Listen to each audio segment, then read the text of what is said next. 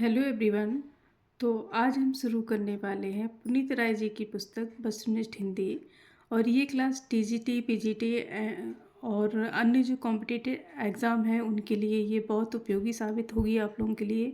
तो अगर आपको ये चैनल अच्छा लगे तो प्लीज़ लाइक करें और सब्सक्राइब करें।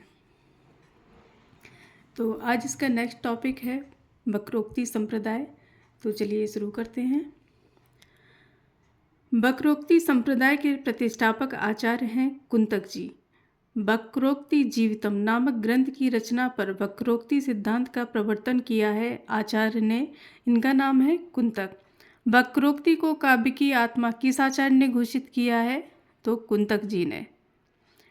इन्होंने जो इसकी परिभाषा दी है देखते हैं।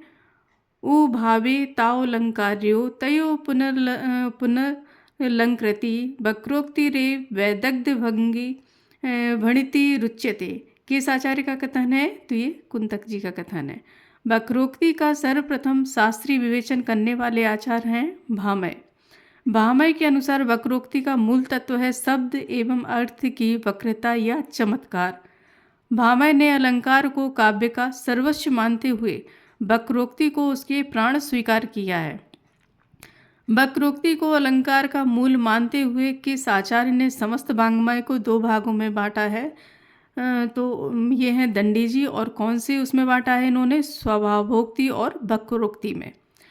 वक्रोक्ति शब्देन उपमादया संकीर्ण पर्यंता अलंकारा उच्यन्ते। किस आचार्य का कथन है? ये दंडी जी का। वक्रोक्ति और अतिशयोक्ति को पर्याय मानने वाले आचार्य हैं भामय एवं दंडी जी।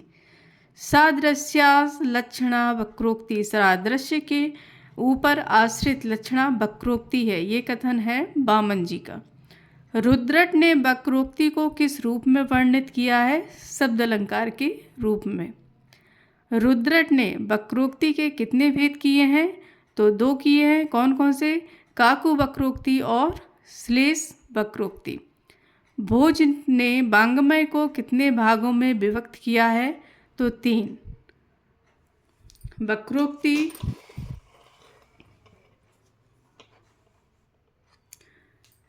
रसोक्ति और स्वभावोक्ति।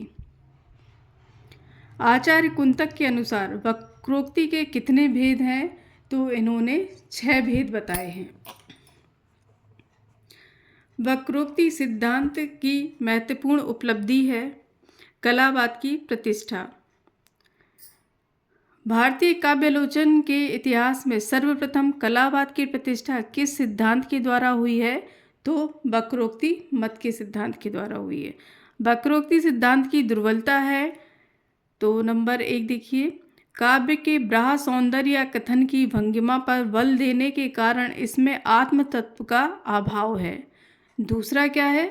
रस को वक्रोक्ति का अंग मानकर उसका महत्व कम कर देना। नेक्स्ट देखिए, कवा कर्म काव्यम, कवि का कर्म ही काव्य है। ये कथन है कुंतक जी का। सालंकारस्य काव्यता, सालंकार शब्दार्थ की ही काव्यता है। ये कथन है कुंतक जी का।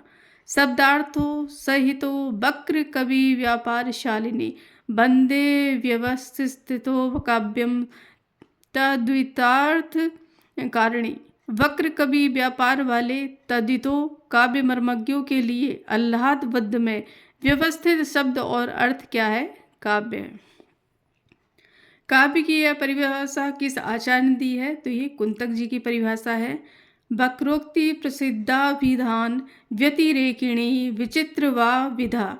वक्रोक्ति प्रसिद्ध कथन से भिन्न व्यतिरिक्त विचित्र प्रकार की अभिधा है। ये कथन किसका है? तो ये कुंतक जी का कथन है। तो आज का टॉपिक यहीं समाप्त करते हैं। अगर आपको चैनल अच्छा लगा हो तो प्लीज़ लाइक करें, सब्सक्राइब करें और इससे जुड़ें।